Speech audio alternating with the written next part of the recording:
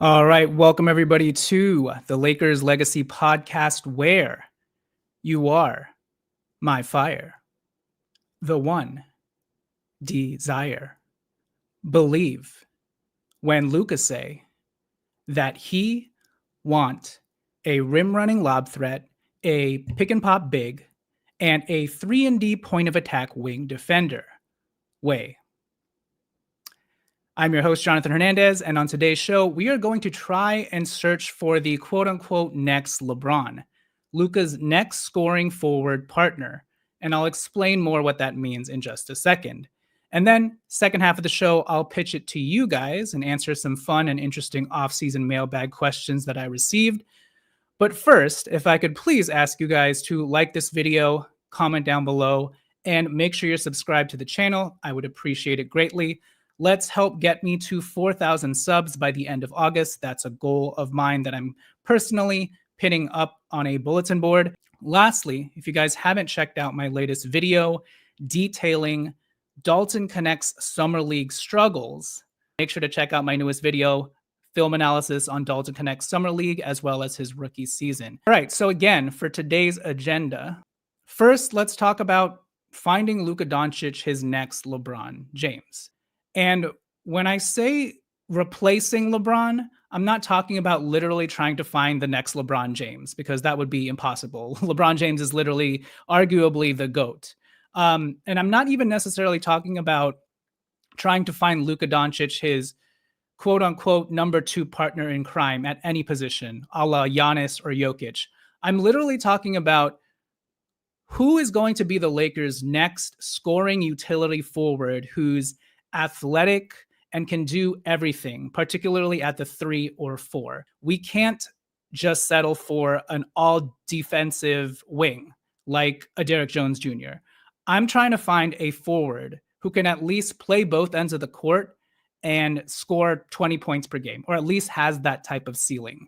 Now, I know some people might say that, once LeBron retires, or even if he asks for a trade or moves to a different team after this season, why do we need another LeBron? Because Luka himself, he doesn't need another 20 plus points per game versatile wing, because Luka is that in and of himself. He is the LeBron replacement, and you can just surround Luka with athletic defenders from there, as long as he has scoring elsewhere from the guard position, a la Dallas's makeup, right? Because he had Kyrie scoring 20 plus points from the guard position, and then everywhere else was defenders. And to that argument, I'd say, sure, that's definitely one way to go about it. But at least in my opinion, I actually think Luka should have a strong, explosive finishing wing next to him who can take advantage of his playmaking and just be the finisher. Someone who can actually score 20 plus points per game as well and shoulder that scoring burden. Now, again, I know Austin Reaves is there. Austin Reaves has literally just averaged 20 points, but for me, I just think it would be so much better if Luka also, on top of Austin Reaves, also had that fast, explosive hammer of an athletic forward next to him as well. So that's what we're going to try and do today. I have some names as usual. So let's remove the obvious candidates out of the way. I don't want to talk about Giannis. I don't want to talk about Jason Tatum, Jaylen Brown, Bam Adebayo. I don't want to talk about Nikola Jokic, okay? Now, outside of those guys, who else should the Lakers be monitoring? Because, again, I have a list for you, and we're going to look at some younger names who may not even have left their rookie contracts yet. But first, as usual, I have some caveats. So the first 3 names I'm going to list, let me just lay it out there. These are pipe dream names who currently are the franchise players on their teams. I'm not saying they're realistic gets. What I am saying, though, is that these are the most ideal types of quote-unquote next LeBron forwards that I want to pair Luka up with. And if for some reason they all of a sudden become available, then the Lakers should pounce.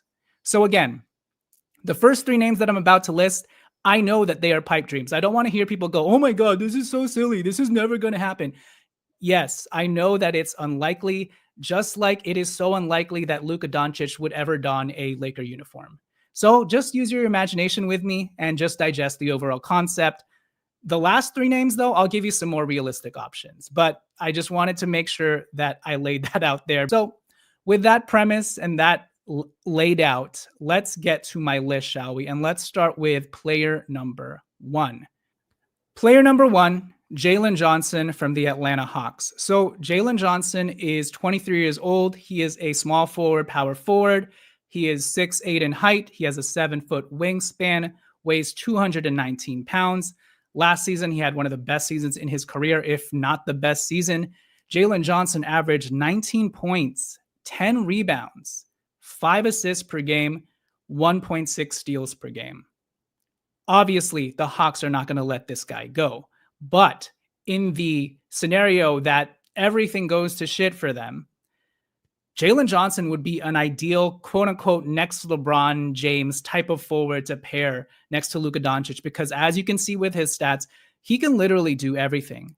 And the Atlanta Hawks actually just signed him to a new extension worth about $30 million annually, all the way up until 2030. So obviously, I know that they're not going to trade him anytime soon, but things change quick in the NBA. Things changed quickly in the NBA, and Trae Young is already mad that they haven't extended him. They may want to go a different route, especially if Zachary Reaves continues to grow and Jalen Johnson ends up butting heads with him. And then I know the Hawks also got the New Orleans unprotected 2026 first next year. What if they draft another wing?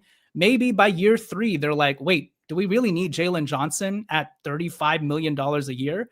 Maybe we can trade him. And if that happens to be the case, the Lakers should absolutely pounce, because Jalen Johnson, to me, again, he's athletic, he's long. The only thing that he can't do really well is shoot the three at a high volume and at a high efficient volume. But pretty much everything else about his game, I really like. He's explosive. He runs the floor well. He rebounds the ball. The 5 assists per game is kind of like staring at me. Like I'm shocked that that's even an actual number for Jalen Johnson. Clearly, he's a lot more versatile than people know. And then also he has really great counting stats when it comes to the defensive end as well. 1.6 steals for a 6'8" forward is great. So Jalen Johnson, put him on your poster board for, ideal pipe dream candidates that you would want next to Luka Doncic, especially running the wings with him.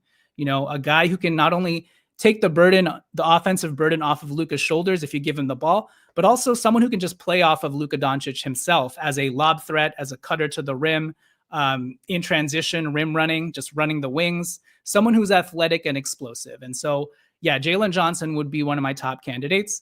So let's move on to number 2. And number 2 is going to be a player that most Lakers fans have already kind of talked about. Again, I don't like to talk about what everybody's already been talking about, but I'm going to put him in here. Sorry. Okay. Number 2, let's talk about Trey Murphy out of the New Orleans Pelicans. Again, this is unlikely. They just recently re-signed him, I think. He's on a $25 million contract this year that goes all the way up to 2029, when he'll be making $31 million, which I think is still pretty cheap for Trey Murphy. Trey Murphy is only 25 years old. He is 6'8" with a 7-foot wingspan and weighs 206 pounds.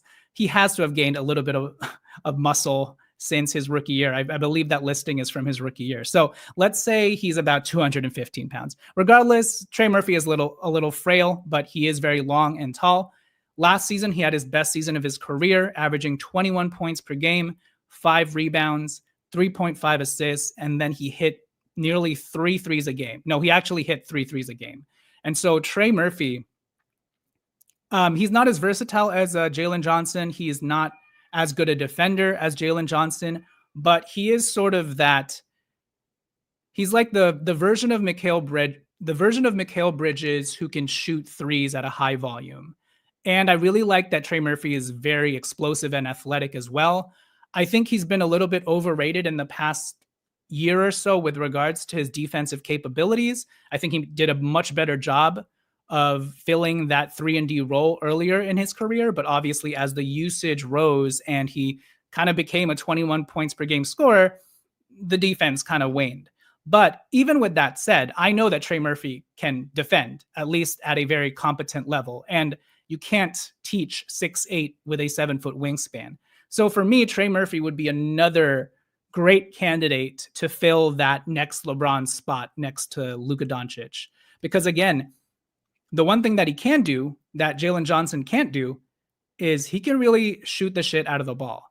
3 threes a game. He made 3 threes at a game. He made 3 threes a game at a pretty good and efficient percentage. And he's always been a high volume 3-point shooter. So not only from a lob threat, dunker spot, off ball cutting threat, I like Trey Murphy as a spacer as well. And someone who has legitimately, averaged 21 points per game. Albeit the New Orleans Pelicans were tanking, it was a looter in a riot sort of situation. Having said that, I don't think Lakers fans will complain about potentially getting Trey Murphy. But again, I know the New Orleans Pelicans will probably not trade him, probably unlikely. But then again, the New Orleans Pelicans have been doing some dumbass stuff. So who knows? Cross your fingers. Trey Murphy may be the most realistic guy out of this pipe dream list. So there is Trey Murphy, option number 2. Let us move on to, and hold on, let me just get my stuff in order. Number 3, this guy might be the most pipe dream of all pipe dreams out of these first 3 guys that I've listed. And let's talk about Brandon Miller out of the Charlotte Hornets. Brandon Miller is 22 years old. He is a shooting guard / small forward. He is making $11.9 million this season, and his contract goes up to the 26-27 season, at which point the Charlotte Hornets will extend him, give him a new extension, make him a restricted free agent, et cetera, et cetera. They're not going to let him off his rookie deal, or rather, they have full control over Brandon Miller's future destiny with the team. Brandon Miller is 6'9" with a 6'11" wingspan, 205 pounds. Last season, he averaged 21 points per game, 5 rebounds, 3.6 assists, and he made 4 3-pointers a game. So a lot of his stats actually almost eerily mirror Trey Murphy's stats, including the 3-pointers made stat, but he actually made a whole ass 1 more 3 more than Trey Murphy, which is pretty incredible. And that number is only matched by a guy like, I think, Anthony Edwards. Like, being able to hit 4 threes a game is quite a feat. And Brandon Miller did that last season. And so, yeah, Brandon Miller, very exciting young player, very exciting young wing that I don't think the Charlotte Hornets will let go of very easily or very soon. But again, if he became available for whatever reason, or if you just want to use Brandon Miller as the type of template that you're trying to envision next to Luka Doncic, I would love a Brandon Miller type next to Luka Doncic, because he is like, I believe he said his favorite player was like Paul George, and you can definitely see it in his game. And so, yeah, again, this is a pipe dream, but I would love Brandon Miller because he is athletic. He's silky smooth with his dribbles, snaking into the mid-range. He's got a very fluid, poetic looking jump shot. And then the fact that he's hitting 4 threes a game is insane. He also can pass the ball a little, as evidenced by his 3.6 assists. Again, it's a little eerie how similarly his stats mirror Trey Murphy's, but yeah, I guess you can view Trey Murphy and Brandon Miller much in the same light. I think Brandon Miller has a little bit more shake and shot creation juice than Trey Murphy. But having said that, again, I would love Brandon Miller next to Luka Doncic, even though I know that's likely not realistic. But there are my 3 next LeBron James forwards that I would love for the Lakers to, get in my dreams or even monitor. These are the types of forwards that I want playing next to Luka Doncic, even though right now it seems highly unfeasible. But in essence, we want a guy who can run the wings with Luka, but also take up usage, have the ball in his hands, let Luka rest for a little bit, and take over the show. Again, I know Austin Reaves can do this. He just scored 20 points per game, but I'd much prefer to have the 20 points per game player be in a 6'9" wings body, because we've seen that if you're a 6'5" guy, unless you're Kyrie Irving, if you're a 6'5" guy who has the ceiling to hit 20 points per game like Austin Reaves, you're still not matchup proof. But if you're a 6'9" guy with a 7-foot wingspan and you're explosive and athletic, that's when you get to that tier where you're almost matchup proof against any type of team in the playoffs or in the regular season. So those are my 3 pipe dream next LeBron James candidates. What about some realistic guys? Let me talk about some realistic guys. And also let me know your guys' thoughts about some of these players and who you guys would prefer or rank ahead of each other. Like out of the first 3 names that I listed, who do you guys like the most if the Lakers could get them, even though again, I know they can't. Okay, so moving on to 3 more realistic names for trying to find Luka Doncic, his quote unquote next LeBron James, his next 20 points per game, 20 plus points per game all-star forward. Who could that be that might be a little more realistic than the guys that I just listed? You guys might not like this list, actually. I mean, once it gets a little bit more realistic, excitement goes down. But this is why they're more realistic. Let's start off with RJ Barrett out of the Toronto Raptors. RJ Barrett is still only 25 years old. He plays the small forward position. He is 6'6.5", 6'7" in height with a 6'10" wingspan, and he weighs 214 pounds. His contract runs till the 26-27 season, so he's actually only on for 2 more years. He's making $27 million this year and then $29 million next season. Last year, he averaged 21 points per game, 6 rebounds, 5 assists, and hit 1.8 3-pointers. Really, really good numbers from RJ Barrett. Now, I know RJ Barrett is a flawed player, and he needs the ball in his hands a lot. He's not the best, most consistent 3-point shooter, especially catch and shoot wise. Although last season he improved in terms of volume, 1.8 threes made is a pretty good volume. And I'm honestly also not sure just how locked in he is defensively. But having said that, 21 points, 6 rebounds, 5 assists, that's a versatile small forward to me, and one that I think could thrive next to Luka Doncic. RJ Barrett to me is kind of like the DeAndre Ayton of small forwards. Like he's kind of polarizing, but you can't deny the talent. So again, this is why he's a little bit more realistic, right? He's only under contract for the next 2 years. And honestly, I don't know, maybe this is controversial to say. I know everybody's on the, like, we just need to trade for Andrew Wiggins bandwagon, but I don't know. I think I'd rather have RJ Barrett, one, because he's like 3 or 4 years younger. I think he still has potential, and he's kind of on the upward trajectory that Andrew Wiggins was on before he got traded to the Golden State Warriors and then won the championship. Now, I know Andrew Wiggins is a way more sound and versatile defender than RJ Barrett, but I don't know. I kind of like RJ Barrett's all-around game. He can rebound the ball. The 5 assists is a glaring, once again, in a positive way, kind of like Jalen Johnson. The fact that he can actually create for others is a huge plus. And yeah, 21 points. This is a guy who can take over for you, especially if Luka Doncic has to miss some time, and he can play off of Luka Doncic because he's athletic. He can cut, he can run the floor, et cetera, et cetera. So there's RJ Barrett, a more realistic target.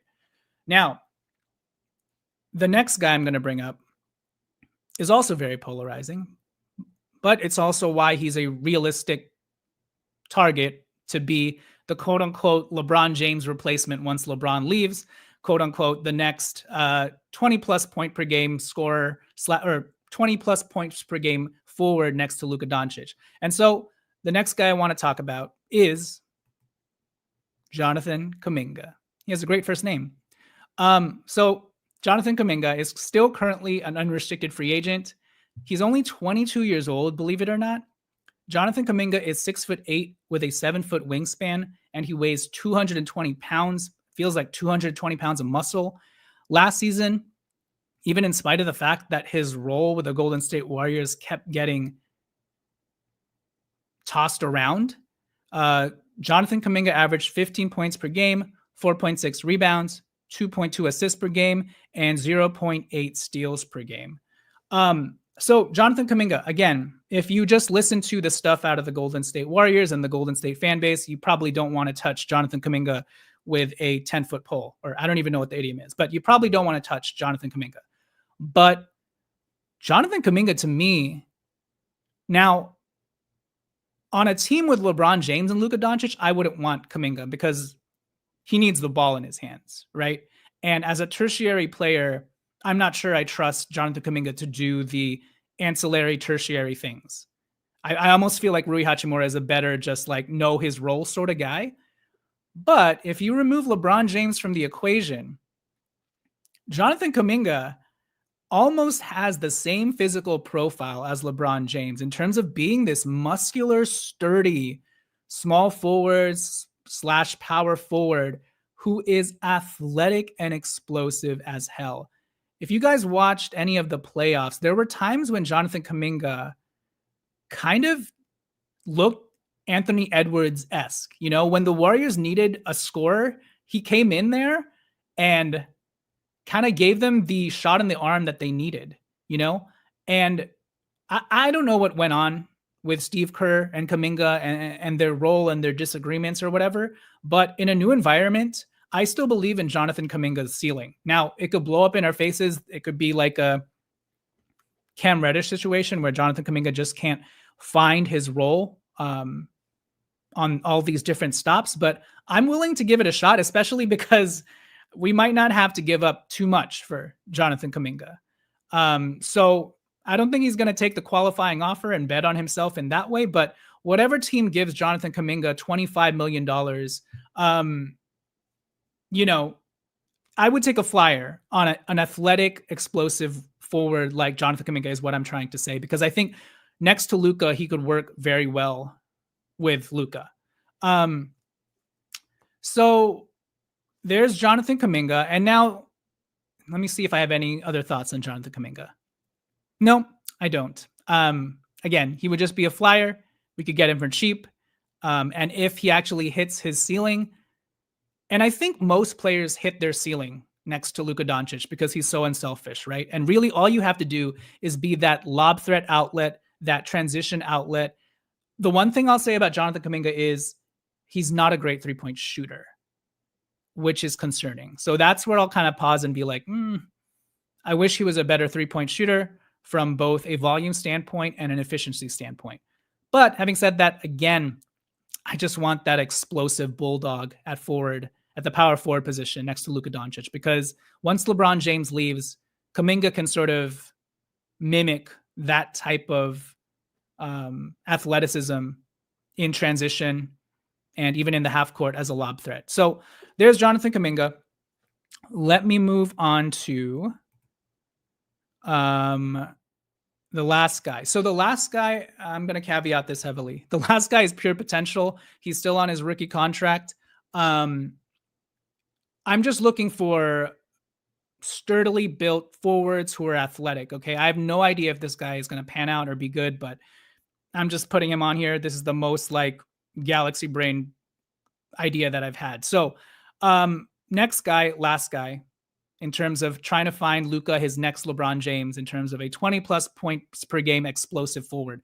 Last guy on this list, we've got GG Jackson. So if you'll notice, there's something similar amongst all of these three guys. Like their body build is very similar to each other, and they're all explosive and athletic. So GG Jackson, still only 20 years old.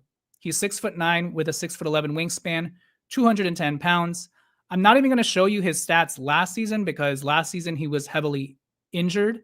But his rookie season, he averaged 14.6 points, 4 rebounds, 1.2 assists, and 2 threes a game. He made 2 threes a game, which is pretty impressive. So he's definitely got the shooting chops. I don't know if he has the defensive chops. I don't know if he has the high basketball IQ chops. But in terms of physical clay, physical, explosive, athletic clay, I like GG Jackson.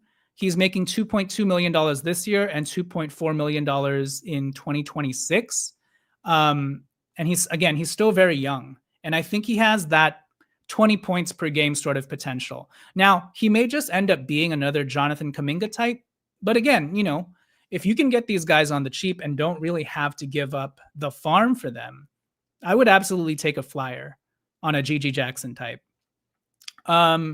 So yeah, those are my more realistic candidates. You've got RJ Barrett, Jonathan Kuminga, and GG Jackson. Again, they kind of leave a sour taste in your mouth, but that's why they are realistic. So I think that kind of does it for this section, and I will shortly transition us into our Q&A mailbag section. Q&A mailbag section. And if you guys have any questions that you want to ask in the flow of this show, please feel free to. I'm just queuing up some additional things. 1 second, guys. Doing this on the fly. Pulling up the questions as we speak. Kevin Durant when the Rockets don't extend. Yeah, sure. I don't know if I want 40-year-old Kevin Durant, though. Okay, let me just put this agenda back up. All right, so we are going to get to some of your guys' mailbag questions that you guys sent me. But before we get to that, first, I want to talk to you guys about a new book by author Carl Barney regarding something we all strive for: happiness. Because you weren't born to coast through life, you were born to feel alive, to wake up with energy, to live a life that excites you. And the new book, The Happiness Experiment, is the tool to help you do just that. It's not fluff, it's a practical system to help you find your unique version of joy, meaning, and drive. It's time to stop surviving, it's time to start thriving. And if you want to learn more, take a few minutes at the end of this podcast and listen to an interview about the happiness experiment and how you can bring it to life. Discover your unique happiness type by taking the free assessment at myhappinesstype.com. That's myhappinesstype.com. And then grab your copy of the happiness experiment at booksamillion.com. That's booksamillion.com. Thanks to Profluence for our promo read of the day. And yeah, check out the happiness experiment. With that said, I'll pitch it to a couple more sponsors. And when we return, let's get to some of your off-season mailbag Q&A stuff. And let me drink some coffee.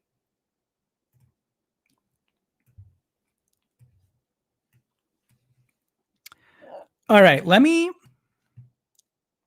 so we are back. Let me get to, now we're going to push things through to the mailbag Q&A section of this episode. Thank you to those who submitted questions.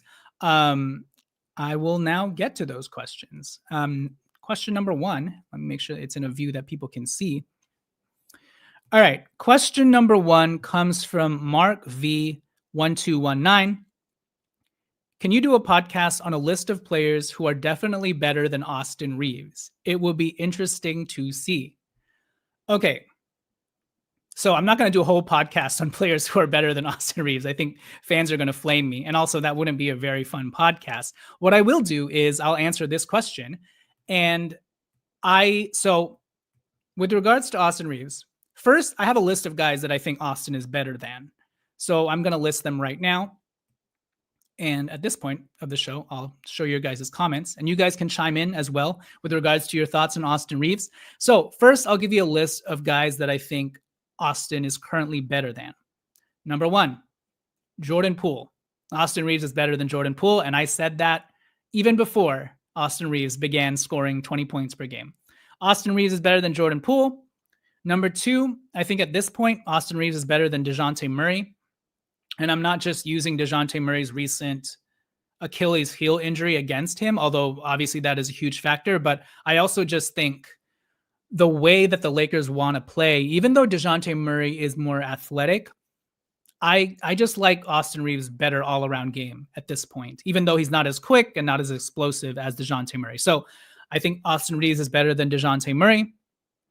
I think Austin Reaves is better than Immanuel Quickley, mainly because Immanuel Quickley, as fun and dynamic a player as he is, and as zippy as he is up and down the court, I mean, he's still 6'3" at the end of the day. He can't play defense. At least Austin Reaves tries on that end. And against certain matchups, Austin Reaves is actually a very good defender. So I think Austin Reaves is better than Immanuel Quickley. And then I also think Austin Reaves is better than Anthony Simons. I have watched enough Portland games to know that Anthony Simons is a very empty calories sort of player. Yes, he can score 25 points per game and hit 3 threes a game, but that dude does not like to pass the ball. He passes the ball as a last resort. yeah, he's fluid and fun and silky smooth and all that, but Austin Reaves is just a better all-around player, and he's the guy who's going to hustle for you and give you 100% of his motor more consistently than a guy like Anthony Simons, who just kind of wants to score. So those are some of the guys that I think Austin Reaves is better than: Jordan Poole, DeJounte Murray, Emmanuel Quickley, Anthony Simons. Let me know if you agree in the comments. So next, I'll give you a list of guys that I think Austin Reaves is on par with. I think Austin Reaves is kind of on par with Kobe White, and they're both currently on very cheap, cost-effective deals. And both of them are like 20.5 assists sort of guards. And both of them also are pretty scrappy. So I think Austin Reaves is pretty similar to a guard like Kobe White. I think he's on the same tier as another guard like Jaden Ivey, even though I think you could argue that Ivey has a slight edge in terms of his speed and explosiveness. So I wouldn't be mad at you if you had Jaden Ivey pegged higher than Austin Reaves, but I don't think Ivey has scored 20 points per game yet. So the verdict is still out on Ivey, but I put and Ivey may have a higher ceiling than Austin, but I put Ivey and Austin in sort of the same tier. And then Herb Jones and Austin Reaves, even though they're completely different players, I put them on the same tier. Whereas Austin Reaves is a much better offensive player, I think Herb Jones is a much better defensive player, obviously. So those are guys that I think Austin Reaves is on the same tier with. Now to the question, can you do a podcast on a list of players who are definitely better than Austin Reaves? Here's my list. I'm not sure if they're definitely better than Austin Reaves, but right now, as of this moment, these are the guys that I think are quote unquote definitely better than Austin Reaves. 1, Tyler Hero. That dude is just a bucket. He's improved as a playmaker. He can get hot as hell. Tyler Hero is definitely better than Austin Reaves. Jamal Murray. So this one was kind of tough. I wouldn't be mad at you if you wanted to take Austin Reaves over Jamal Murray, but out of respect for Jamal Murray and the fact that he's done this more consistently than Austin Reaves and done it more consistently in the playoffs, I think you have to go with Jamal Murray, even though obviously the elevators are moving in opposite directions. Like Austin Reaves is still younger than Jamal Murray, and Jamal Murray has racked up a lot of injuries and wear and tear over his last few years. But Jamal Murray is still better than Austin Reaves at this point. Tyrese Maxey, I don't think I have to explain too much there. I think Tyrese Maxey is better than Austin Reaves. Desmond Bane. Now, Desmond Bane on his current contract, is he better than Austin Reaves? I don't know. But again, Austin Reaves is about to get paid as well, so maybe things will level out in that sense. But while I don't think that Desmond Bane is worth the $45 million he's making currently, I do still think that he's better than Austin Reaves. He's a more consistent three-point shooter, more consistent high-volume three-point shooter. And even though he has T-Rex arms, I think he has still shown himself to be a pretty solid defender. Lastly, Jalen Suggs, I think, is definitely better than Austin Reaves. And at the start of his career, he was more of a defensive guard, but the last season or so, he has really improved as a scorer, as a playmaker, as a three-point shooter, and has really rounded out his game to the point where he just looks like a legitimate two-way guard. And so, yeah, these are the guys that I think are quote-unquote better than Austin Reaves. Tyler Hero, Jamal Murray, Tyrese Maxey, Desmond Bane, Jalen Suggs. Obviously, we could go up and down different positions and pick a small forward or a center that's better than Austin Reaves, but I chose to kind of limit it to, guards at his similar position, whether that's point guard, shooting guard, even small forward. So what do you guys think? Let me know if you guys agree with me on that front. But yeah, I'm still very high on Austin, but if you ask me who do you think is better than Austin currently, it would look something like Tyler Hero, Tyrese Maxey, Desmond Bane, Jalen Suggs. But that may change this year if Austin continues to take another leap. All right, let's move on to the next question. This comes from Bahamut Eternal, and he asks, what or who is a realistic missing piece to this roster? Do you think Rob makes a deadline move for them? Seems like he just wants to save all draft picks for a few years while Luka and Bron both want to go all in right now. First, I'll answer that second part of the question. Will the Lakers make a deal? Yes, they will. I don't think that Rob is just idly trying to save draft picks for no reason. As he's already stated after Luka Doncic signed his extension, they're just holding draft picks for the right moment to use those draft picks, because currently we only have one to really use, and that's the 2031st first, right? We can't just willy-nilly trade that for Andrew Wiggins, even though he would help right now. We need to be more forward thinking, which is the title of this episode, quote unquote forward thinking, because again, we went through a list of, 20 plus points per game forwards who would fit next to Luka, who would fit well next to Luka once LeBron leaves. But yeah, the Lakers need to be more judicious and forward thinking with their assets moving forward, which is why it seems like to fans on the outside that Rob doesn't want to trade his draft picks. But trust me, he will when the time is right. He traded one for Luka Doncic, if anybody remembers, right? And the timing was right for that. The timing was right for that deal. So yes, I think the Lakers will make a trade, especially because this season they have too many expiring contracts to just let expire without getting anything back in return. So the Lakers have to make use of those. If not all of them, they're definitely going to trade at least 2 out of the 3, whether it's Max and Gabe or Max, Gabe, Rui. They're definitely going to trade at least 2 out of those 3 expirings to get something out of that salary ballast. And also, I think they're going to make a trade because Luka is now on board and helping with these decisions. So I think Luka has some ideas of his own. Also, the last time that the Lakers had a big expiring on their books, they've always traded that, or not always, they've typically traded that contract for some sort of asset in return. The one year they didn't was 2023 because their only expiring was Taurean Prince's $4 million.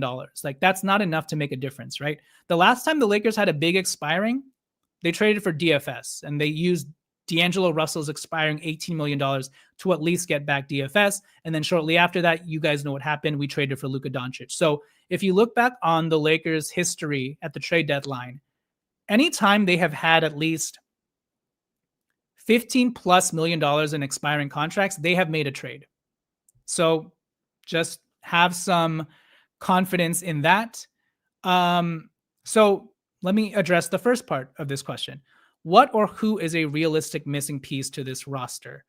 So let's talk about players that I think would be realistic difference makers that aren't necessarily superstars that I think the Lakers could get at the deadline who would like legitimately make a difference. Some of these names you've heard me talk about before, but I'll just run through them again. Number 1, Matisse Thybulle. He's very realistic because he's on an expiring $11 million contract. The Portland Trailblazers right now just have a glut of guards/wings. Ryan Rupert is on the rise. They're going to want to get something out of Matisse Thybulle. And if they can get a Dalton Connect on, $4 million for the next 2 or 3 years and have cost control over him, I think they would do that. And I think the Lakers should do something like that, because I think Matisse Thybulle, even though he's not a superstar, even though he can't score 10 points per game, I think defensively, he would make such a huge difference. And also on the explosiveness and athleticism front, he would make such a huge difference. So Matisse Thybulle is a realistic difference maker who I think you could quote unquote call a missing piece, at least just for this season. I'm not talking about, seasons moving forward. I'm just looking at this season in a vacuum. Next would be a guy like Haywood Highsmith out of the Miami Heat. Now, Highsmith just had meniscus surgery, so he's going to be out for the next 8 to 10 weeks. So that is kind of problematic. But I really like Haywood Highsmith as a real two-way sort of player who really gives his all on the defensive end. He's very scrappy. He's very fundamentally sound on the defensive end of the floor. And he can also score a little bit, even though it's more at a role player level of scoring. So I like Haywood Highsmith once he recovers, and also because he's on an expiring contract. If the Miami Heat don't extend him, they're going to want to get something out of him. Third on this list, who I think is realistic, who could make a difference, and difference is, when I say difference, I'm being sort of relative about that. I just think that any sort of additional 3-and-D wing sort of player that the Lakers add to this current roster for this season, I think that player would make a difference. I'm not sure if it would make a championship difference, but that's what I mean by difference, okay? The next guy on my list would be a guy like Isaac Okoro. He got traded to the Chicago Bulls. He's under contract for $11 million this year and then $11 million next year. The Bulls don't really need Isaac Okoro. He's just like a nice, explosive young guy to take a flyer on. But the Lakers could use Isaac Okoro because that dude can jam the ball down like all hell. And he can defend his ass off as well. I really like Isaac Okoro's defensive tape. So he's a name to look out for as well that I think is very realistic because, again, it's the Bulls and you could probably just get him for cheap. And he doesn't necessarily ruin the Lakers cap books either because he'll only be on for $11 million next season. And actually, the Lakers probably would want to have some sort of salary ballast on their books that they could trade away if they're trying to angle for like a Giannis type player. So Isaac Okoro at $11 million would help in that respect, but also Isaac Okoro as an actual player who can help the Lakers next year, I think would be a very serviceable defensive wing that the Lakers desperately need. And also Isaac Okoro can kind of shoot the 3 ball pretty competently. I think he shot like 38% from 3, albeit on low volume last season. So yeah, those are realistic, quote unquote, missing pieces, at least for this season, that I think the Lakers could go out and get at the trade deadline. Now, maybe the price goes down for Andrew Wiggins and all we have to give up is like Rui Hachimura and Dalton Connect. If that's the case, then yes, let's trade for Andrew Wiggins. Some lower end names would be buyout guys like Kelly Oubre. I think the Sixers might just buy that guy out. Chris Middleton, I think the Wizards might buy him out. And if he's healthy at that point, I'm sure the Lakers would spin the wheels on Chris Middleton. If we're looking at centers, some realistic centers we could look at, Day'Ron Sharpe, even though he hasn't officially signed with the Brooklyn Nets, he's on for the next 2 years at $6 million. He would be a realistic center that the Lakers could maybe get that I think would be a pretty big missing piece because he could back up DeAndre Ayton and be like a starting level sort of backup for the Lakers and give us that bulk and brawn, a different look at the center spot coming off the bench. So I like Day'Ron Sharpe. Maybe Nick Claxton is even an option. You know, I still don't know what the Nets are planning to do with their big men, but yeah, Day'Ron Sharpe, Nick Claxton by the trade deadline, they could become realistic options. Robert Williams is always a realistic option, but I'm just not sure how excited the Lakers are to take on that health risk.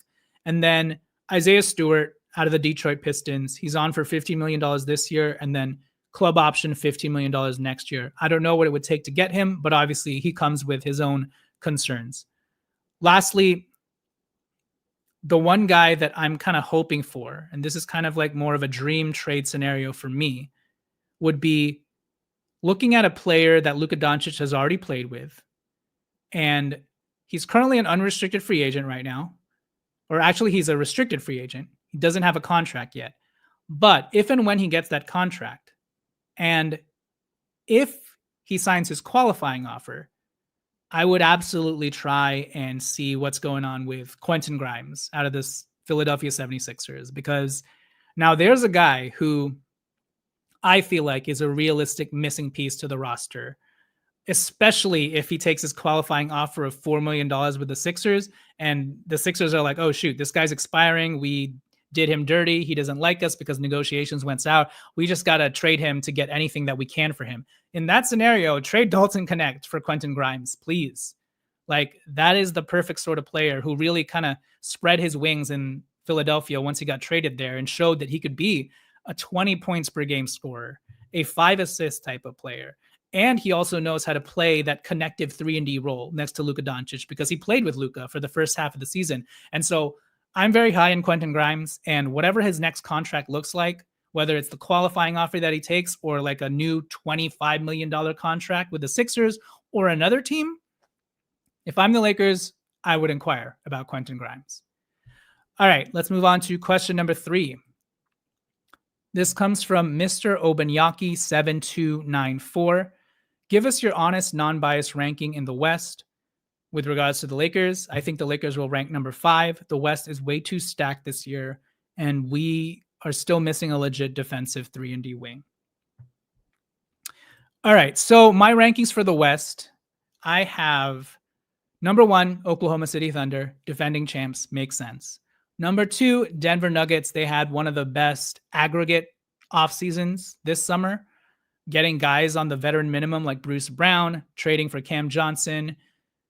Yeah, I like what the Denver Nuggets did to regroup from last season. So Denver Nuggets, number 2, they still got Jokic.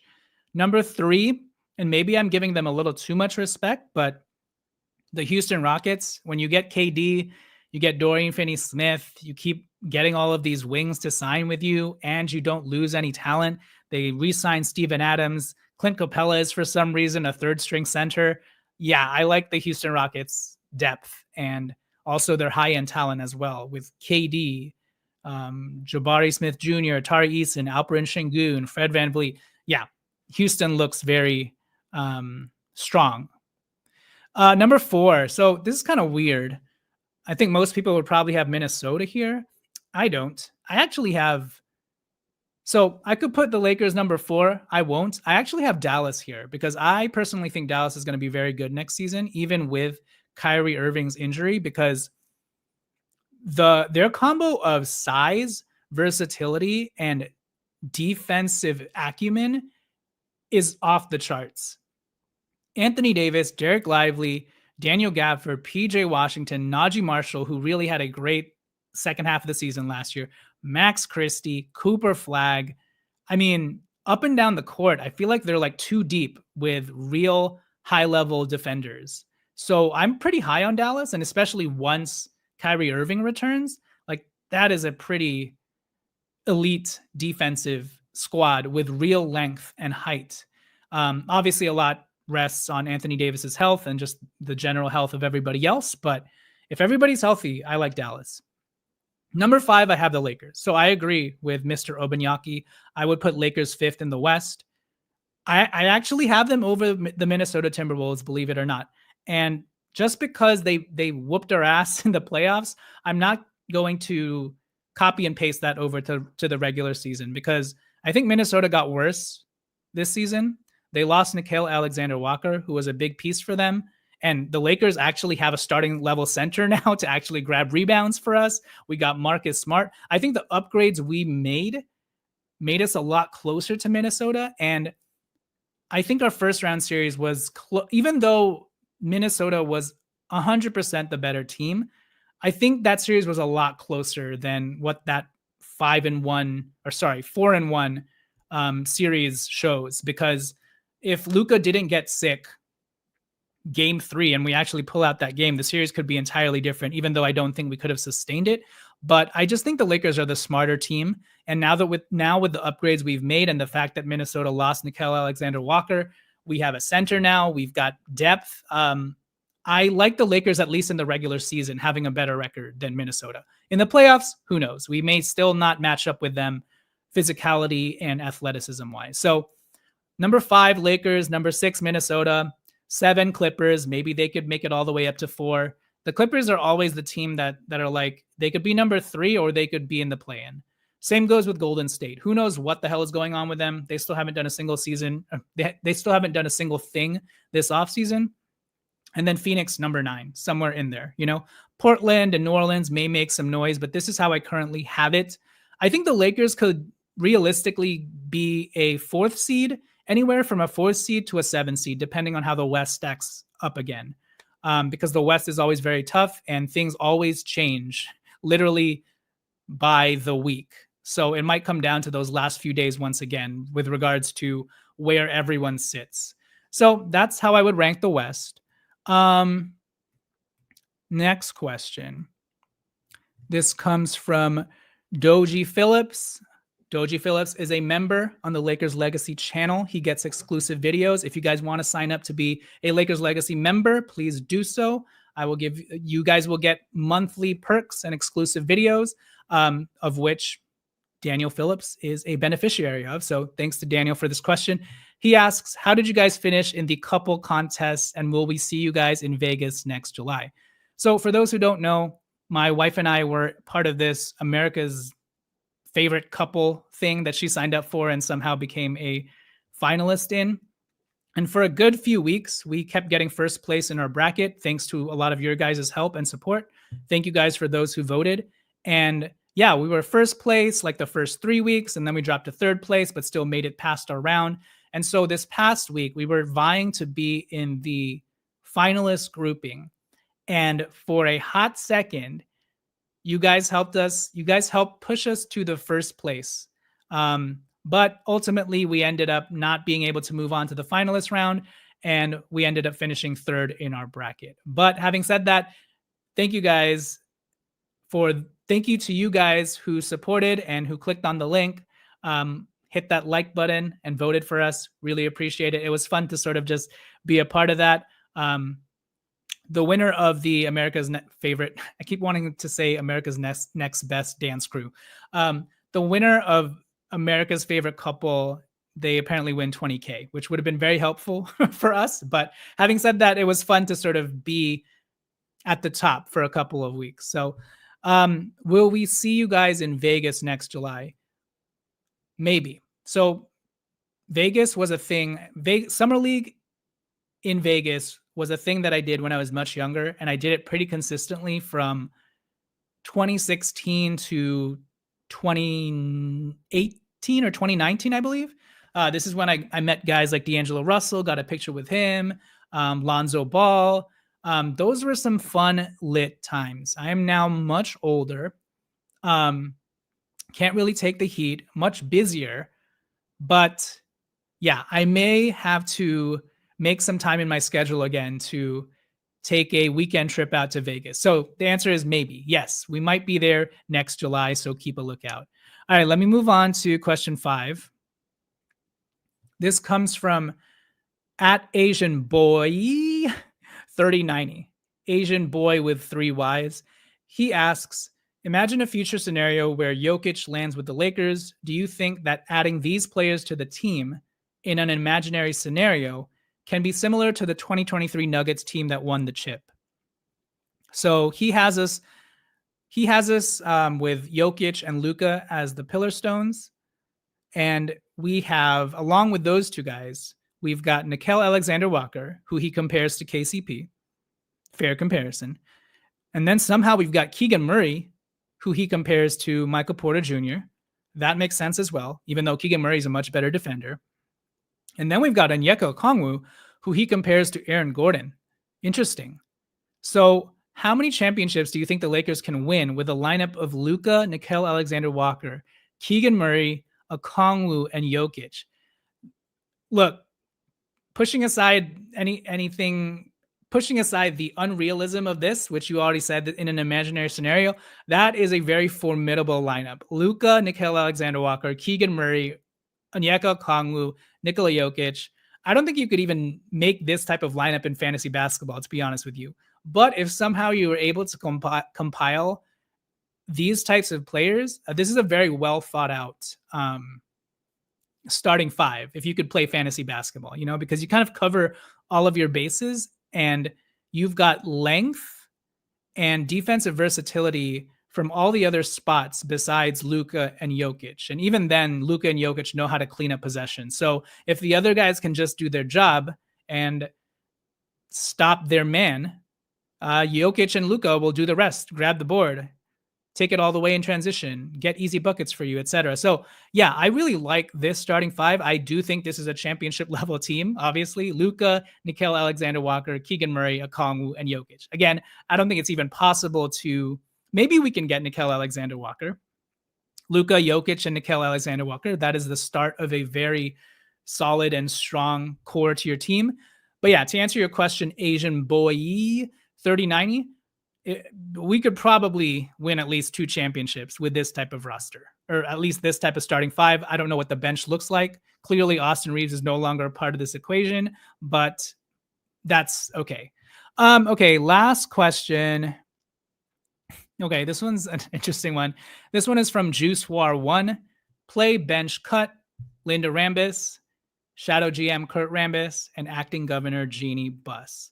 Okay, if if I were to take this question literally, I would play Kurt Rambis since he's the only one out of this group who's actually played basketball before. And even though he's like 58 or 60, I don't even know how old he is. Even though he's like 60 plus years old, I would still play Kurt Rambis. I would bench Jeannie Buss because she's used to looking good on the bench. So there you go. And then I would cut Linda Rambis because who the hell knows what the heck she does and whether she's incepting both her husband and Jeannie Buss on the sideline. So I would cut Linda Rambis for sure.